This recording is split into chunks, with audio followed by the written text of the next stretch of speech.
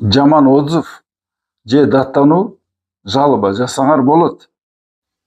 Жакшы эгер көңүл бурбаса врачтар. Бирок деген жалоба анан жаман отзывтар обоснованный болуш керек да. Себеби болуш керек. Бизде деген бир больной болду. Мурун деген рактан деген операция өткөн экен да, онкологияда учетто турат экен. Бизге келди даттануулар менен башка жактан. Мен жазып бердим, бир-эки анализдер жазып бердим. Ракка текшерип аткан анализдер кичине кымбатыраак. Ошондуктан сразу жаман отзывтарды жазып коюптур да. Бул врач жаман экен, биз менен сүйлөшкөндө жок, жалаң акча, анан деген аябай кымбат, целый 5000 сомго тапшырдык деп жазып коюптур. Ракка деген бир анализдерден өзү 7000-8000 сом болуп кетет. Түшүнүп атасыңарбы? Биз деген силерди ойлоп, онкологический настороженность деген бар болот врачтарда.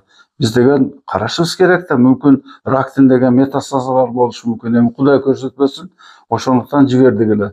Ошондуктан жакшы отзыв болобу, жаман отзыв болобу, ошолорду байкап, выяснять этип анан жасаңар жаман болбойт. Ден соолукта болгула.